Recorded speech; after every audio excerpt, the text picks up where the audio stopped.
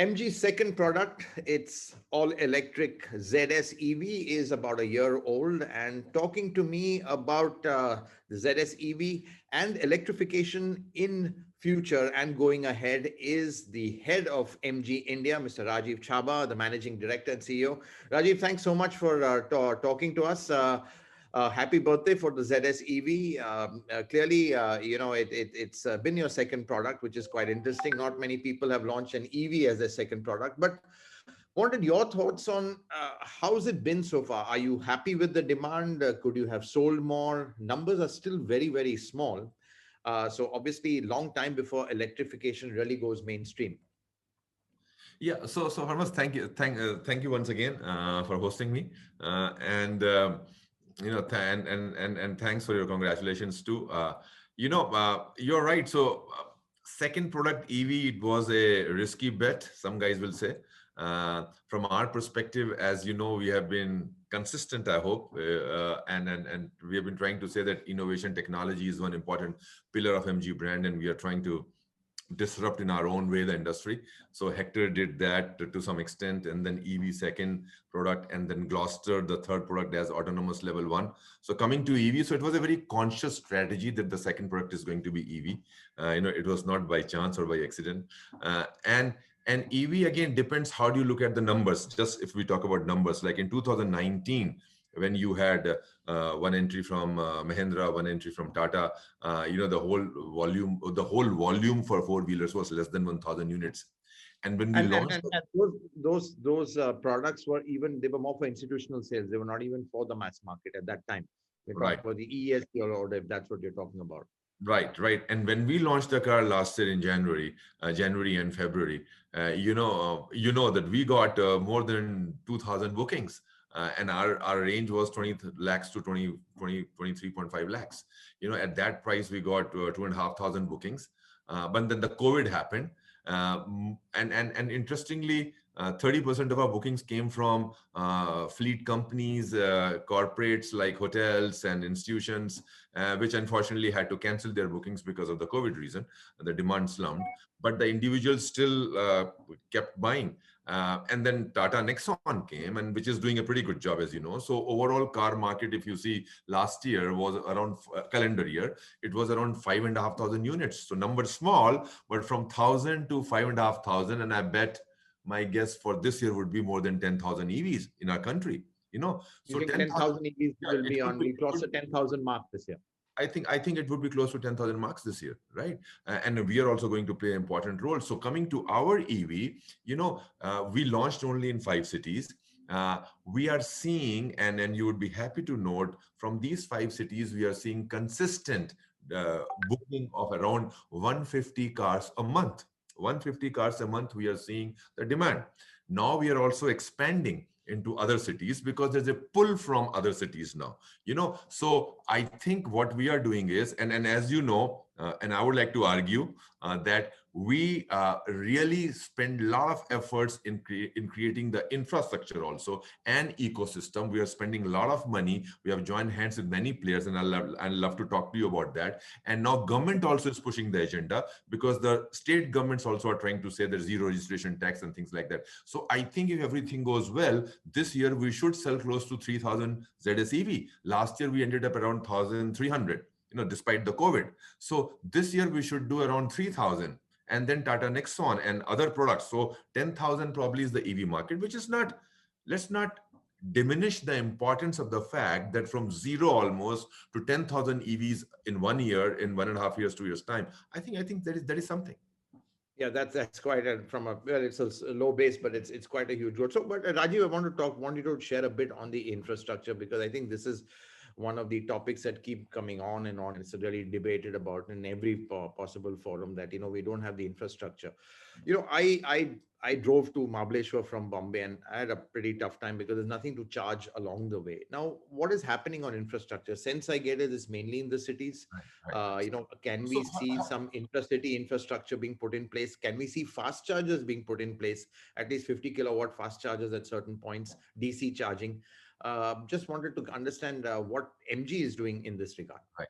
So Harmas, that's a good question. And so I'll say what OEM can do and what the government, how government can supplement that effort, right? So from OEM perspective, what we decided, because I think it's a serious product for us, and one thing, which I keep saying, for us, it's not a tokenism that we have EV and we have launched EV. We mean serious business on EV, right? And that's why, if you recall, right from the start, we joined hands with players like Exicom, Delta, Fortum, and now with Tata Power, right? These four guys are helping us in AC charger and DC charger. And what's the deal? And by the way, we were the first one to start, and everybody else is now following us, rightly so, in my opinion, that we said, listen, we are not talking about these EVs you can take outside your city, and we are not encouraging that. You should first step that you can keep it for your city usage, right? And we don't claim that you should take it out, though some guys are doing it, which is good, and we are trying to help them. So here we are saying we'll keep one charger at your house, right? Or your office, most probably it's house. And we have got another startup company, eCharge Base, which helps you and takes all the responsibility of putting a charger at your house. And this is an overnight charger. You can take this on one charge, you can take this car to 320 kilometers. So now our customers are not even charging it daily. They're charging it once in 3 days or once in 2 days. So that's one. Second, onboard charger is still there, right?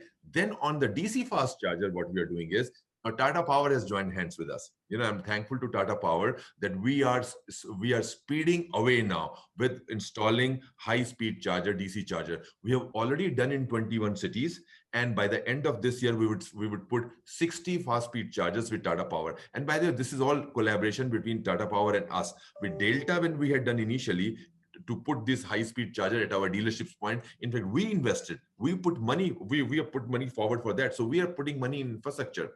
Likewise, so not government also is going to put a lot So, of. Rajiv, this is all being done in the cities for now. That's what you're saying with So Tata in Power, with all so your in the partners. cities, as well as we have taken some, as an example, initially we did not choose Chandigarh and Pune, right, as cities to sell. Now, by the way, they're going to sell also. So we said from a typical customers from Delhi tries to go to Chandigarh very often. So then we have established a high speed charger at Chandigarh. Likewise in Pune we did it, because Right. people go to Pune from Bombay. So the frequented places, in some frequented places, we are trying to put the charger. So this is what we can do, and the government also is pretty serious, and they're putting the DC charger. So every year now, what will happen is that manufacturer will support, and the government also will put it. So this will only expand. This thing only can go up for sure. So that's how it's expanding. Right. So, but Rajiv, that leads me to one point. As you rightly said, for the time being, EVs are city bound, which is fine. Do you think there's a case then for EVs which would have, let's say, smaller battery pack? You yourself said your customers don't charge every day; they charge every 2-3 days. Do you think there's a case for smaller battery packs, lesser range, and lower cost and weight? Because the battery is the biggest cost. So, do you think there's a case for that? Because a lot of manufacturers even looking that as a case. Absolutely 100% Hormuz. For India, when we are talking about, see again, the numbers what we are talking about, our price is 20 to 25 lakhs. At that price range, we are saying 200, 250 cars per month in some cities, right? If you take Tata Nexon, outstanding job they have done, but they're also at 15 lakhs of rupees. So the Correct. But a much inflation, smaller range, much where I think smaller that's where range, they've and got the I cost think advantage. Yeah. it's getting accepted, right? People are loving that car too, and their numbers obviously are higher than us, because they're a segment lower. Now let's talk about, theoretically, if a car comes at 10, 11 lakhs, and let's talk about if the car can come at 7, 8 lakhs. So some guys say, like, it's a golf cart on steroid kind of a concept. If you have seen some small, I'm sure you have seen some cars in Europe, right? These are like golf carts on steroids. Now here, suppose, what about a segment in India? Let's argue that housewives or young kids, they just want to be in the vicinity of 40, 50, 60 kilometers, right? They need a range of, let's say, 100 kilometers, but they need a car at about 7 lakhs of rupees, 8 lakhs of rupees, 9 lakhs of rupees. And by the way, that can be a lifestyle, because these youngsters and all want to be in a sustainable mode of mobility vehicle. So so it's just let's imagine 7, 8 lakhs of rupees, 100 kilometers, 75 kilometers range, but good solid range, you can do weekend chores and all, there will be a demand. There will be a demand for 10, 11 lakhs of rupees. And then on the high end also, there will be a demand for 500 and 600 kilometers, because people will love to go to Bombay to Pune and come back and things like that. So, but that will be a small niche. The volumes will come at the lower end. So there is all kind of requirements, and I bet you will see the products in all these segments in the next 4 to 5 years max. So, I'm just saying. So, do you think that's really the going to be the sweet spot of the market? A low range, small battery, but still high performance EV. So, what you're saying is still maybe 250 300 volt architecture is important. You can't go down to the 72 volts which we see, and they don't give the performance. So, do you think high voltage, small battery is really a good case for producing a affordable and EV that would be acceptable? Absolutely. So, two, three things important. It has to have certain standardization of, like the voltage, voltage and the charging and things like that. Second thing is the performance has to be robust. If you say 100 kilometers, it has to be within the vicinity. You can't say 100 kilometers and worst case, it gives you 40 kilometers. Then you will not have the confidence of the consumer, and range anxiety still will be there. And the third thing is, no other compromise on the car. The performance has to be good. The car has to look good. The ground clearance in India has to be reasonably well, so the battery doesn't hit the potholes. So so no compromise on the design and performance. But the battery, if you say 100 kilometers, I think it can make a great case in India. It should be a solid, robust 100-kilometer performance, and the battery should be able to withstand the different varied temperatures and various weather patterns of the country. So, Rajiv, I just want to get to one point which you had said that you'll bet in the next 4 to 5 years you'll see a lot of EVs in different niches. So, one can assume that I don't think you're speaking for other manufacturers. You would obviously be speaking for yourself. So, can you share some No, EV plans of no, Hormazd, MG? Hormazd. No, no. As usual, you're trying to pin me down on this. But Okay. I was talking in general, frankly, for the industry perspective, and I'm sure everyone is watching, and more, we have all global players in the country, and these global players also are very serious on their electrification and new energy vehicle strategy across the globe. So I'm sure some of the leaders would like to do the same thing in India. So I think everyone will look at it seriously, in my opinion. So people may not be talking about it openly right now, but I'm sure they're working on it. And likewise, from our perspective, we definitely have been very upfront, saying that ZS EV is our first car. Definitely, we are working on another EV right now, which should be below 20 lakhs. So at this point of time, this is what I can say. Our second EV should be below 20 lakhs, and we are working on that. Right. So that's a confirm that you are looking at a second EV below 20 lakhs. And obviously it would meet the sort of specs. It might have smaller range, be lighter, a more compact car, clearly, to cater to the absolute urban needs of customers. You have been, are you accessing our internal notes? So, okay. So then that's a yes. Yeah. No, no, I, no. Yeah, below 20 lakhs is the segment. Obviously, is going to be a smaller car and smaller battery than ZSEV. Right. And, Rajiv, just going forward, you've obviously taken, let's say, the space in the EV. I mean, you've really been a first mover advantage, though as a brand, you've come late to the country, but, you wasted no time on the EV side of it. Obviously, a lot in that. But, just want to understand, let's say further investments, you are planning in India can't only be on the EV side. I mean, we all know that's not bread and butter. That's not where the profits really come from. I mean, you're just having, that's an investment in the future right now. So what more can we expect from MG, and as it kind of establishes itself more and more in India? See, before I leave the EV space, let me just add on to something and then move on to your question. On the EV space, I expect that there would be improvements in battery technology. There would be a lot of research in battery for India. as such, because our country is very very weather-wise. It changes somewhere it changes a lot. Somewhere it's more humid, like Mumbai kind of area, and somewhere it's very hot, like Rajasthan kind of area. So if you want to serve the country in all kind of weather patterns, then I think the battery research is very important. So from our perspective, you will see that we will be introducing and will be making some changes as we go, and the whole thing will evolve, that high temperature batteries, more range of batteries. We are definitely working on ZSEV itself, a battery for 500 kilometers of range, a solid, robust, confident 500 kilometers of range. Hopefully by next year we should launch. So even on this car itself, we are working a lot, and so that's one thing. Coming to other investment and other, you're right, the Sorry, volume. Rajiv, before I'm sorry to interrupt you, but again, before that, before we leave the EV space, one question, a big question on EV. Tesla has announced, they're coming to India, officially set up an India subsidiary. What do you think that's going to do for the EV market? I mean, do you think it will do something? But just looking at our market structure, obviously Tesla don't have anything at the lower end right now. We know that they are coming. They're developing a car for India and China, but right now maybe not. What does it mean, Tesla's arrival in India to the EV space?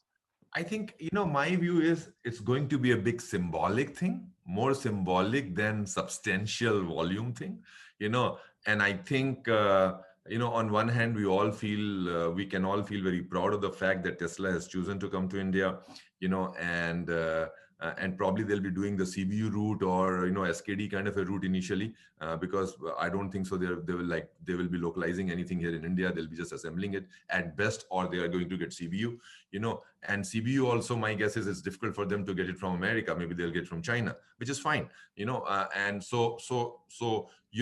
that's what they will do. Model 3, I'm reading the newspaper, Model 3 they are talking about. So if suppose the price range is between 50 and 60 lakhs, or 50 and 70 lakhs, or 45 Very or 70 limited. lakhs, whatever, at that price, our luxury market is a very, very small market, so at that price, you and I can guesstimate maybe 4,000, 5,000, 3,000, 6,000 cars. So 5,000-6,000 cars per year, is probably, that's what they will do. But it will be a big symbolic thing, and it will, it will raise the awareness in the country. People probably would be interested more and more in EVs. It will help in spreading the education. May spread in improving the infrastructure.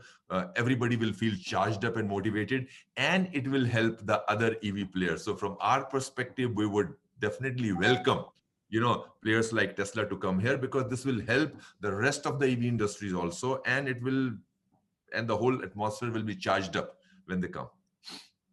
But Rajiv, you raise a very important point that it'll be either CBU, CKD. The import content will be high, which will always keep the prices up. So that leads me to, let's say, localization for EVs. Don't you feel that for EVs to be truly cost competitive or come close to IC, you need to have localization of the battery actually at a cell level? You need to be really, and the investment for that is crazy, and not many have the kind of let's say resource to put in that sort of investment at an absolute cell level. So what do you think that's really going to be the tipping point when we start manufacturing batteries indigenously completely? So I think this is a very big debate, and there are five big battery players globally, who are trying to control the global market. Two Yeah. Japanese, one Korean, and two Chinese, like CATL, BYD, LG, Panasonic, and Toshiba, or Samsung. I think two Koreans, I think, right? So there are five. So these are five players, and they are expanding not only in their markets but also in abroad also. Like globally, they are setting up their factories, gigafactories, right? So one way for India can be that invite one of these guys to come to India and do it, but they will say, where is the market, right? And then the government, probably that's what they're trying to do in PLI scheme, that they will say, hey, Indian market will evolve, but also you can cater to the export market from India. So then they have to be given the due incentives, so that they have some reasons to come to India and have a factory here. So one route can be, you invite one of these five global players to set up a gigafactory for India as well as for exports. That's one route.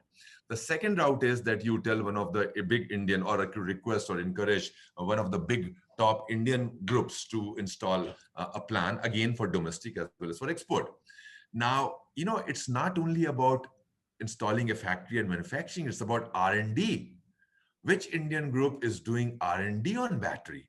Cells, chemistry, and this and that. Okay, we have research companies. We can talk about our lot of research companies can invest a lot of money in research, and we can come out with the best solution. But to industrialize and commercialize that R&D solution to megawatts of batteries, giga battery, it's not easy. Intellectually, we can discuss, but practically, who can do it?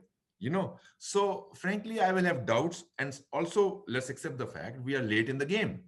It's also about and that's what I think Indian government is trying to do, which is what I read, that my little bit of like on the supply chain side, sourcing from the mines and things like that, other material or research you are doing, maybe more aluminum or more solid state battery and things like that. So all looks good, but execution and commercial details, maybe from for me the best approach would be to invite one of these five players to install to have a factory in India and export from India. Right. That's a good. That thanks for that input, Rajiv. Because clearly this is an issue, and as you said, we are a bit late to the game. Might even be better to take a second mover advantage. See how battery technology is involved. People are going from lithium to solid state. You put an investment in one type of technology, there's a chance of it getting obsolete. So might even be a good thing to just see how. Once we have a stable chemistry, stable technology going forward, just the way the ICE engine was for the last 150 or 20 years.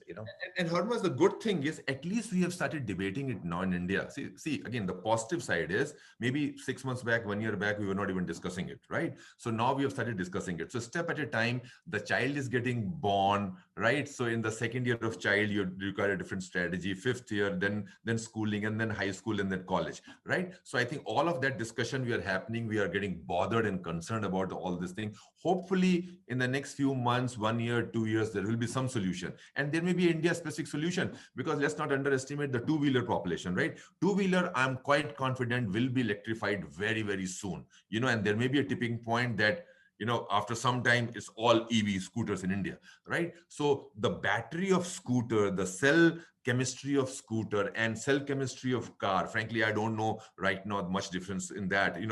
Sorry, I don't know, I'm not educated enough to talk about that, but I'm saying, if suppose the cells are kind of common or chemistry is close, then the volume can be huge. Right.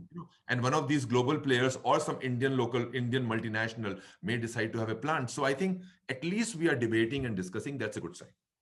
And now, Rajiv, turning to moving away from EVs finally, and talking about your future investments. Obviously, it looks like you've been pretty much maxed out in terms of capacity. You all are selling what you can produce. You all are on this 4,000 and a bit, units a month, and that seems to be what the Halol plant right now can produce. So, I mean, what is the next step for you all? Because clearly, I'm sure, after a great start a year and a bit ago, I'm sure, the next phase of investment, the next kind of jump up is something that you must be looking forward to. Yeah, so you're right. So good first step is achieved, 4,000 a month, kind of a volume we are at. But obviously we are not happy and contented. So next step is going to be around 8,000 a month. And as you know, the 3,000 crores we have already invested in the last 2.5 years or so. And another 1,500 crores we are going to invest this year. So by the end of this year, it would be 4,500 crores.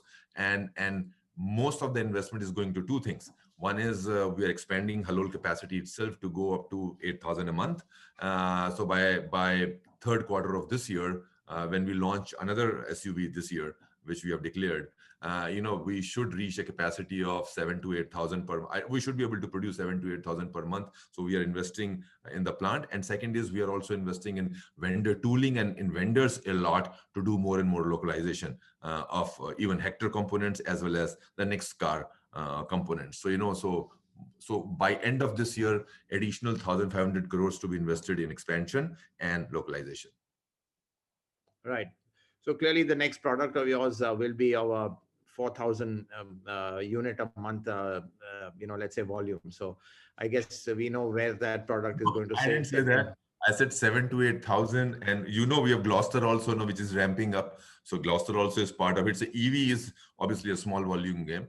Gloucester also is not very high end, but I think we would be happy to stabilize 500-600 a month for Gloucester.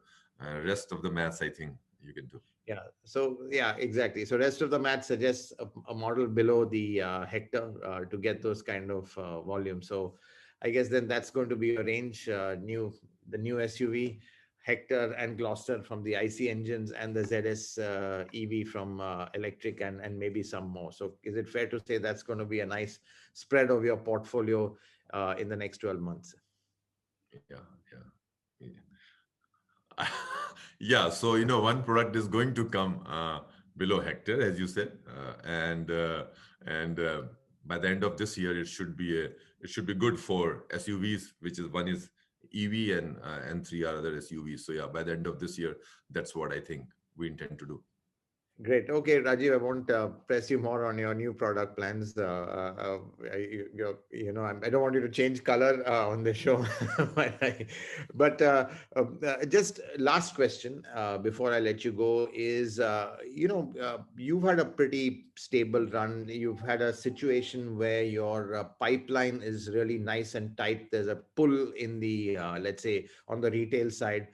Uh, is this something you are happy with? I mean, you've not felt a situation where there's a oversupply because you've not been able to. But is this a kind of, let's say, moving forward, this kind of, let's say, situation or circumstance is something that works well for you? I mean, there's not much discounting. The retailers are happy. You're selling what you produce, and as I said, there's a nice tension in the pipeline. Yeah, Hormuz, I think we did not expect this kind of a situation, frankly. And with the turn of events, where we find ourselves right now is that some good friends are asking for discount on Hector, and I say sorry. If I can give you Hector on time, that itself is a big thing. So luckily we are fortunate that even after 1.5 years of launch, there's no discount on vehicle as such, and at best if we need to favor someone, you can do a little bit from the dealer margin, and we need to request dealer from your margin, can you do something? So in fact, January situation, like we had a 10 days shutdown, so our finished good yard is almost zero, and whatever we could produce, we were able to sell. So it's a good situation. It may not last, and it doesn't last forever for sure. The situation changes. Good news for us is we are expanding the network. We are adding more and more dealerships, and we are getting ready for our fourth car, which is smaller than Hector, as you said, Mr. Sorabjee. So that also is creating more demand even for Hector. So I think we are in a good situation, and also we have added something in the family, in Hector family, like we have a 7-seater. So luckily, we are able to refresh the portfolio from time to time. Model year 21 we did after 1 year of launch, so model year 21 people are liking it. So luckily, it's not only about supply chain, it's also about refreshing the product, and expanding the network, and also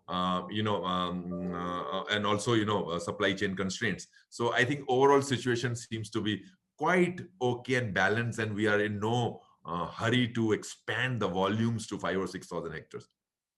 Great, great, super, Rajiv. I think on that very positive note, obviously things looking good. More expansion, more models coming. I mean, that's really what all OEMs look forward to, because this is a large, it's a high volume business. It's very capital intensive. You need the scale, and clearly, the Indian market is giving you that confidence. Thanks very much for talking to us. Wish you all the best. Congratulations again, 1 year of MGZS EV and your push towards electrification. Thanks very much, and wish you Thank all the you very best. much, Hormaz. Thanks a lot. Always a pleasure to talk to you. Take care.